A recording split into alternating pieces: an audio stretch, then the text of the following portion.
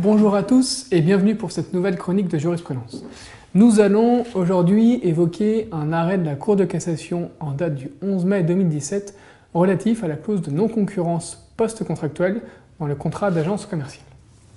Sauf stipulation d'une clause de non-concurrence post-contractuelle valide et sous réserve de ne pas commettre des actes de concurrence déloyale, l'agent commercial demeure libre de représenter au terme de son contrat des entreprises concurrentes de son montant.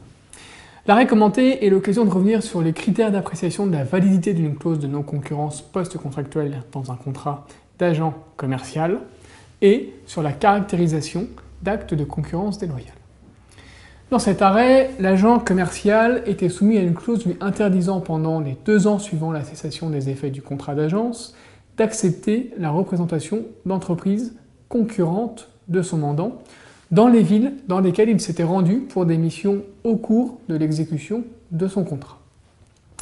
Employé par une société concurrente de son mandant, créée par sa propre femme dès la fin de son contrat d'agence, l'agent commercial est assigné par son mandant en violation de la clause de non-concurrence post-contractuelle et en concurrence déloyale du fait de l'utilisation des méthodes de son mandant.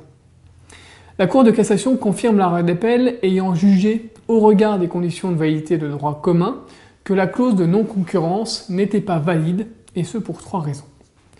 D'abord parce que le périmètre géographique de l'obligation n'était ni circonscrit ni déterminable au moment de la conclusion du contrat, mais appelé au contraire à s'étendre sans aucune limite à tout le territoire français et au fur et à mesure de l'exécution de celui-ci.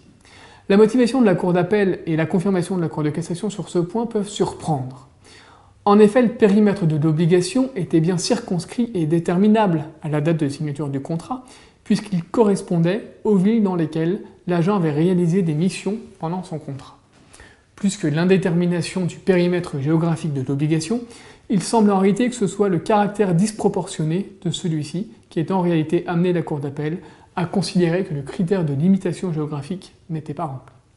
Deuxième motif de nullité, le mandant ne disposait pas d'une clientèle fidèle ou attachée à une zone d'achalandage en raison de son activité d'acheteur de métaux précieux qui ne donnait lieu qu'à des transactions ponctuelles, non ou peu renouvelables, de sorte que la clause n'avait pas pour but de protéger la clientèle du mandant. La Cour d'appel a donc considéré qu'elle n'était donc pas proportionnée à l'objet du contrat.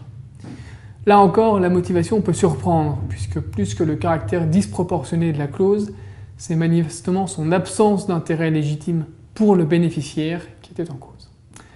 Enfin, dernier motif de nullité, la clause n'avait pour objet que d'interdire l'accès au marché national à l'agent commercial, ce qui ne caractérisait pas la protection d'un intérêt légitime. Cette décision traduit une appréciation particulièrement stricte des conditions de validité d'une clause de non-concurrence post-contractuelle au détriment des mandants. Débouté sur le fondement de la clause stipulée au contrat, le mandant avait également formé une demande en concurrence déloyale et reprochait à l'agent d'utiliser ses méthodes commerciales dans le cadre de sa nouvelle activité. Sur ce point, la Cour de cassation confirme également l'arrêt d'appel ayant rejeté le grief, et ce pour 2 raisons. D'abord parce que les méthodes dont se prévalait le mandant n'étaient pas des méthodes spécifiques au mandant, mais en réalité des méthodes utilisées par tous les autres acteurs du secteur. Deuxième raison de rejet du grief, c'est parce que l'agent commercial n'a pas utilisé les signes distinctifs du mandant, de sorte qu'il n'y avait aucun risque de confusion entre sa nouvelle activité et l'activité de son mandant. Je vous remercie et à bientôt pour une nouvelle chronique de jurisprudence.